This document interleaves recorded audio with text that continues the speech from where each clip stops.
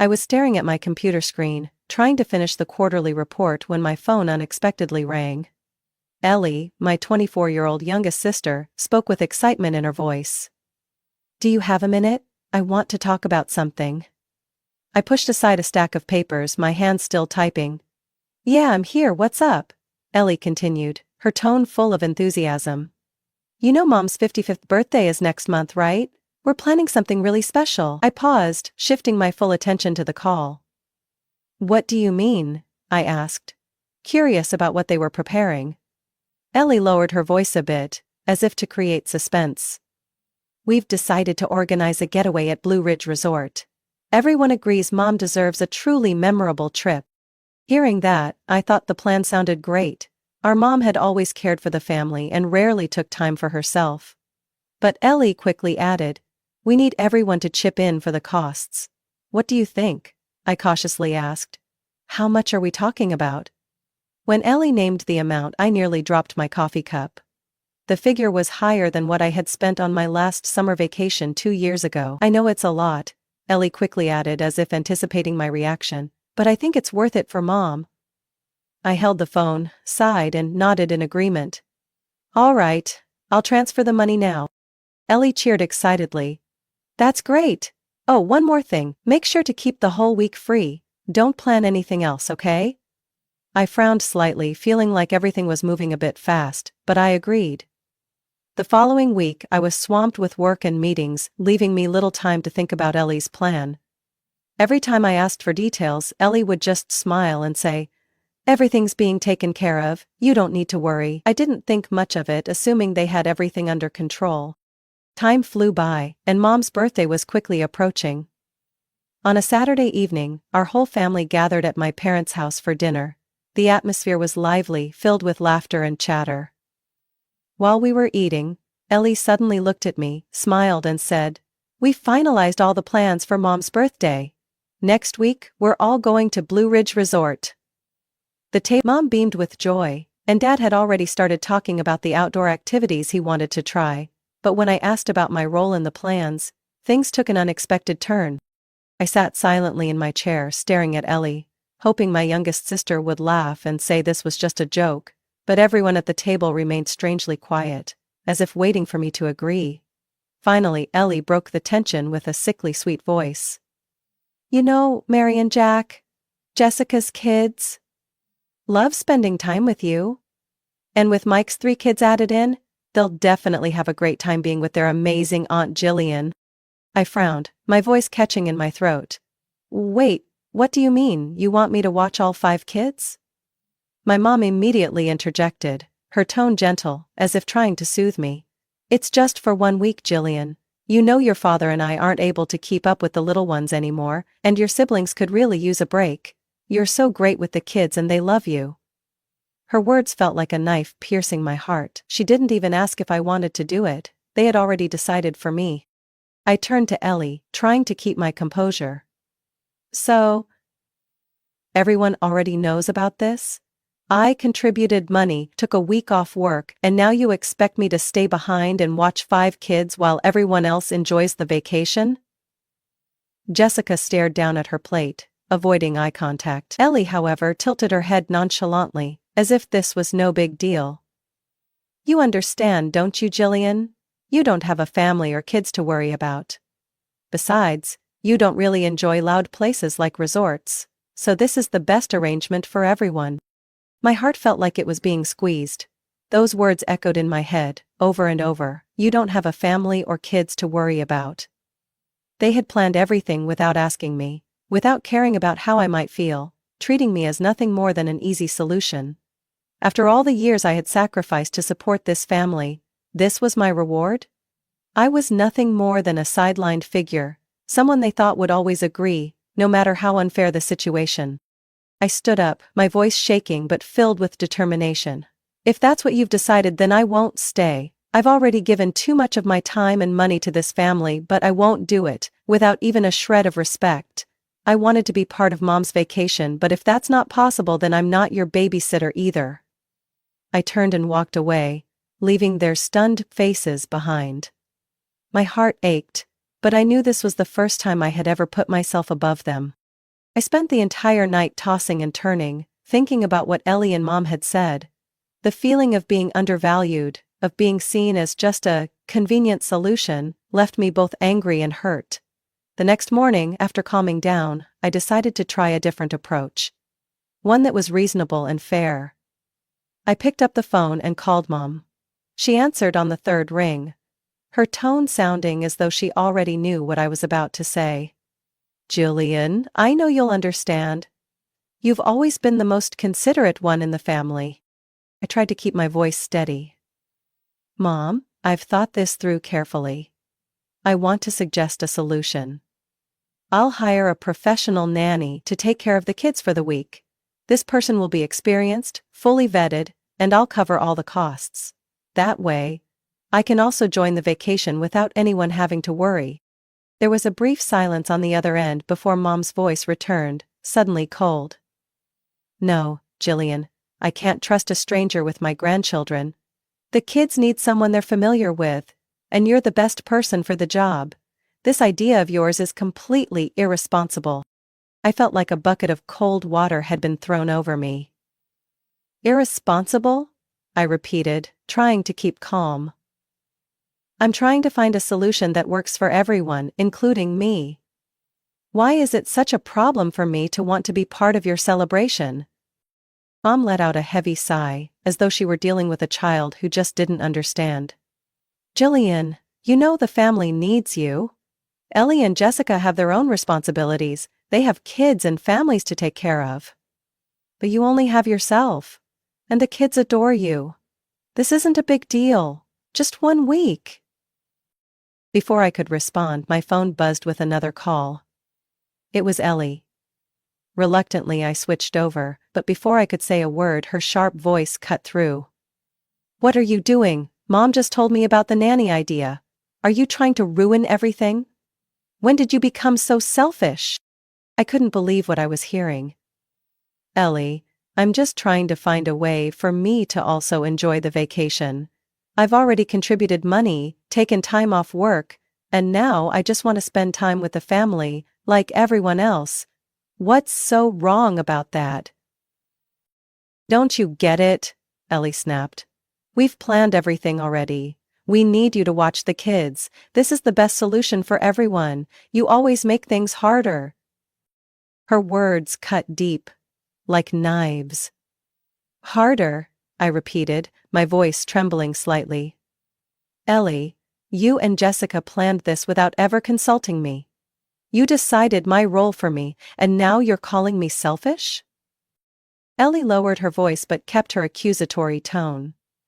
"We just thought you understood how important family is. If you keep acting like this, don't expect forgiveness from anyone." I put the phone down, my hands shaking. I had always given my all for them.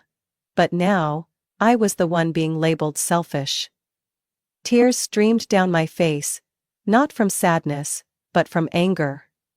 For the first time in my life, I realized I could no longer bear this unfairness. After days of enduring criticism and manipulation from my family, I realized I couldn't keep going like this.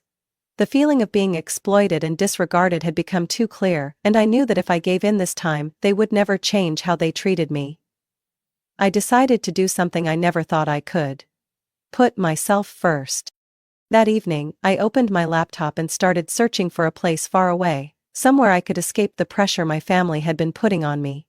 After some time, I stopped on a small beach resort in Florida. The images of white sandy beaches, swaying palm trees, and gentle waves lapping at the shore brought me a sense of peace I hadn't felt in years. Without hesitation, I booked a coach flight and a hotel room with a balcony overlooking the ocean. I didn't need a luxurious vacation, just a place where I could breathe and rediscover myself. The next morning I packed my bags, bringing light clothing and my favorite book, things I never had the time to enjoy while constantly fulfilling my family's endless demands. I didn't tell anyone, didn't explain, and didn't try to justify my decision. My phone kept buzzing with calls from Mom, Ellie, and even extended family members, but I ignored them. By now, I knew I didn't owe them any answers. When the plane landed in Florida, a wave of relief washed over me. Free from the criticism and expectations, I stepped out of the airport and took a deep breath of the salty sea air. The peaceful scenery and warm sunlight felt like a balm for my soul.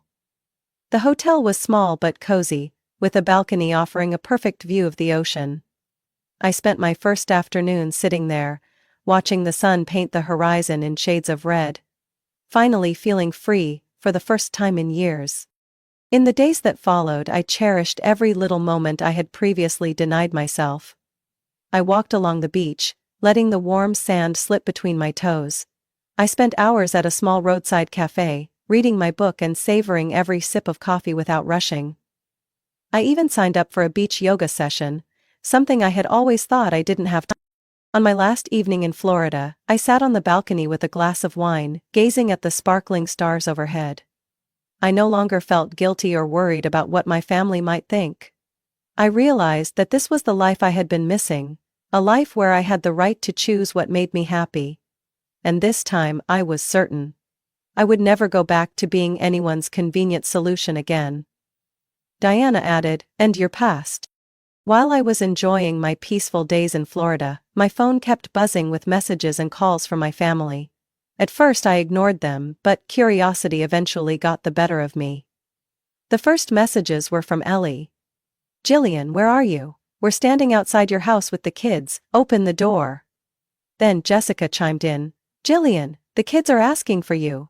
You can't just disappear like this." I read through the messages, imagining them standing outside my empty house, confused because I wasn't where they assumed I would be. Soon, the tone of the messages shifted to anger. Ellie wrote, "You seriously don't care about the family. How could you abandon the kids like this? You're unbelievably selfish." Jessica joined in. "We trusted you and you've betrayed the family. Mom has been crying all morning because of you." These messages only made me feel lighter. I had always borne the brunt of their unfair expectations. But this time, I didn't feel guilty. Instead, I felt like I was finally doing the right thing. The next day I received several missed calls from Mom. When I finally answered, her voice was full of anger. "Jillian, what have you done? The kids are confused. Ellie had to stay home with them instead of joining the vacation, and everyone is criticizing you. Don't you feel ashamed?" I took a deep breath, keeping my voice calm. "Mom, I've made it very clear I want to be part of your vacation, not stay behind as a babysitter. If no one respects my decision, that's not my fault." Mom paused, seemingly shocked by my words. Then her voice turned cold. "If you can't understand that family must come first, then you are not the daughter I raised." I stayed silent, not responding. Her words no longer had the power to hurt me as they once did. I knew I had changed. When I returned from my vacation, I still felt the lingering sense of freedom, but as soon as I stepped into my house, there was a loud, relentless knocking at the door. Ellie and Mom stormed in, their faces filled with anger. "You're so selfish, Jillian," Ellie yelled. "We had to take on all the responsibility because of you." Mom added, "The entire family is disappointed in you. You've ruined everything just because you refused to help." I looked at them, feeling an unusual calm. "You've always made decisions for me without asking for my input," I said. "You planned everything and treated me as a resource, not a person. If you're upset because I didn't agree, maybe it's time you reflect on how you've treated me all these years." Both Ellie and Mom fell silent, as though they had no response. For the first time in my life, I no longer felt bound by their expectations. No matter how much they called me selfish or irresponsible, I knew I had done the right thing for myself. I had learned that true family love isn't about unconditional sacrifice, but mutual respect. Something they had never given me. When I returned home from Florida, I knew I couldn't avoid facing my family, and as I had expected, they didn't take long to show up. Just a few hours after I arrived, there was a loud, relentless knocking at the door. I opened it to find Mom, Ellie, and Jessica standing there, their faces filled with anger. Before I could say anything, Ellie stormed in, pointing a finger at me. "Jillian, what is wrong with you? Do you have any idea how much we've had to deal with because of you? You're so selfish." I closed the door, took a deep breath, and tried to stay calm. "Ellie, I'm not selfish," I replied, my voice steady but firm. I'm simply refusing to let myself be taken advantage of anymore. Jessica, who rarely showed much emotion, couldn't hide her frustration either. Taken advantage of? Jillian, you're the one who ruined Mom's vacation. You let the kids down, you let the whole family down, don't you feel ashamed? I felt my chest tighten with anger, but instead of letting it consume me, I kept my tone measured. Jessica, I didn't ruin the vacation. You all ruined it when you decided not to respect my opinions or my wishes. You assumed I would take care of the kids, use my money, and give up my time without even asking. Did anyone ever think about how I might feel? Mom cut in, her voice cold and sharp. Jillian, I can't believe you would behave this way. Family comes first, but it seems you've forgotten that. I raised you to think about others, but right now, I'm so disappointed in you. I looked at Mom, feeling my heart break, but for the first time, I didn't let guilt take over. Mom, I've spent my entire life thinking about others, sacrificing for this family. But that doesn't mean I don't have the right to think about myself. I've always done everything everyone asked of me, but no one has ever asked what I wanted. This isn't about family. It's about respect. Something you and everyone else have never given me. Ellie shook her head, her voice growing sharper. You're acting like we don't appreciate you, but this is family. You're supposed to help. This isn't about respect, it's about responsibility. I let out a soft laugh, not of satisfaction but of liberation. Ellie, helping is a choice, not a responsibility.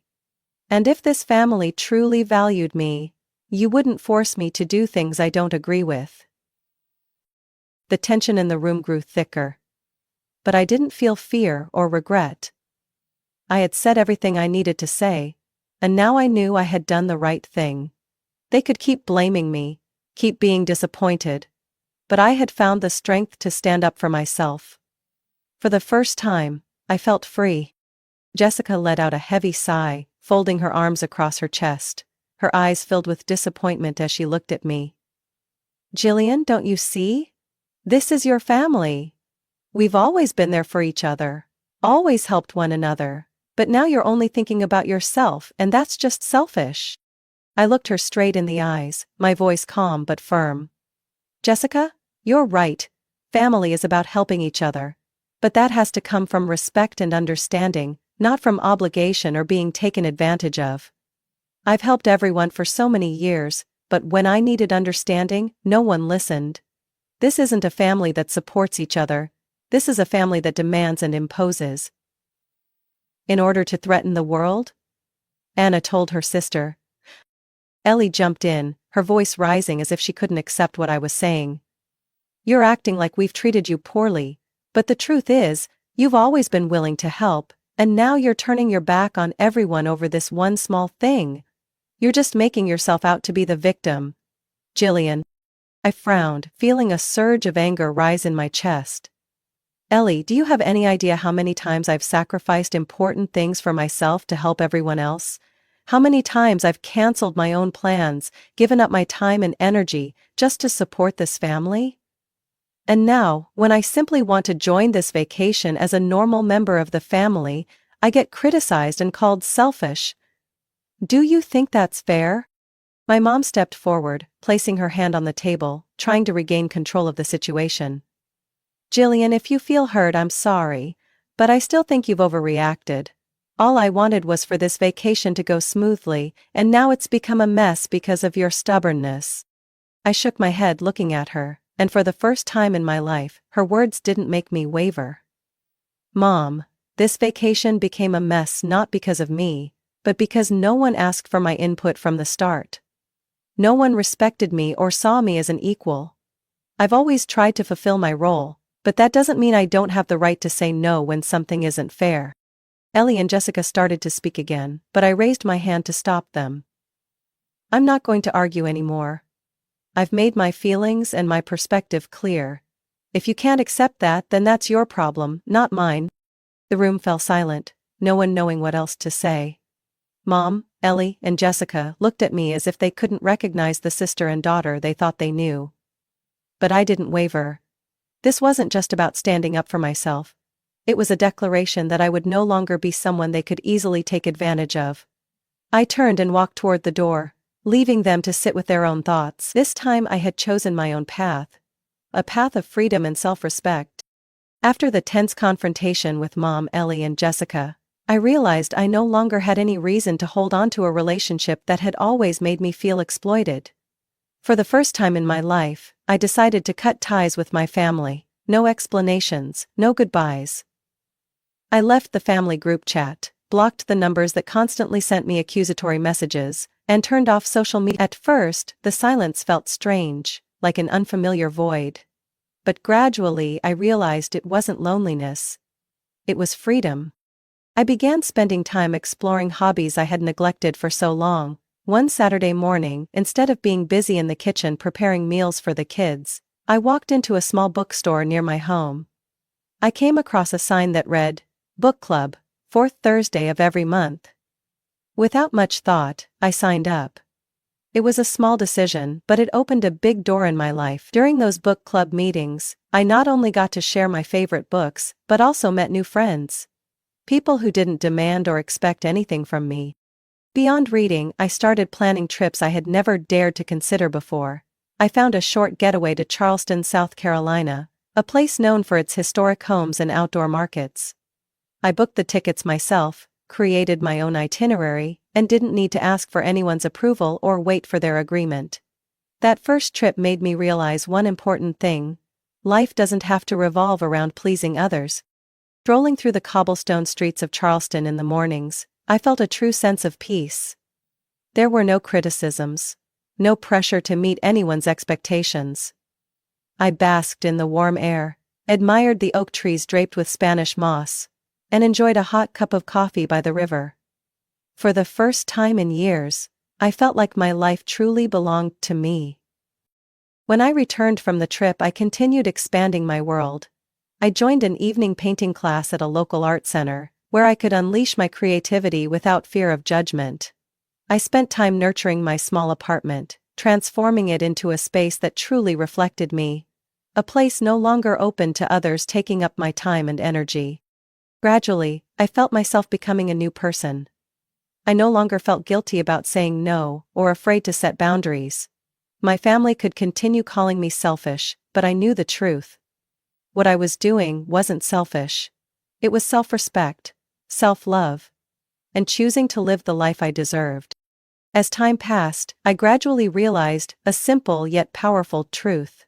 Self-respect is not selfish. I used to confuse sacrificing for my family with abandoning myself. I thought love had to be expressed through submission and compliance. But now I understand that true love must begin with respecting myself. Living life on my own terms made the difference clear. Without being bound by unfair expectations, I felt more energized than ever. I no longer felt exhausted or resentful from doing things I didn't want to do. Instead, I spent my time nurturing my soul, reading my favorite books, exploring new places, and engaging in activities that brought me joy. Of course, my family didn't stop criticizing me. My mom continued leaving long, guilt-filled voicemails, Ellie kept posting sarcastic remarks on social media, and Jessica occasionally sent cold, pointed emails. But instead of feeling hurt or angry, I simply deleted them quietly. Their words no longer held the power they once did. I had learned how to protect myself. Not by confronting them or trying to make them understand, but by letting go of things that no longer aligned with my life. I don't know if my family will ever understand my decision, but that doesn't matter anymore. I've chosen my own path, the path that leads to peace and freedom. And I will never look back. The lesson from this story is the importance of setting boundaries and respecting yourself. In life, sacrifice and helping others are valuable, but they shouldn't come from obligation or exploitation. Saying no when necessary is not selfish, it's a way to protect your balance and personal happiness. We need to learn to prioritize ourselves, listen to our feelings, and let go of relationships that lack mutual respect. Self-respect is the foundation for building a peaceful and meaningful life. Share your thoughts on this story. Have you ever faced similar situations? Don't forget to follow the channel for more meaningful stories about family, life, and valuable lessons. Let's spread positivity together.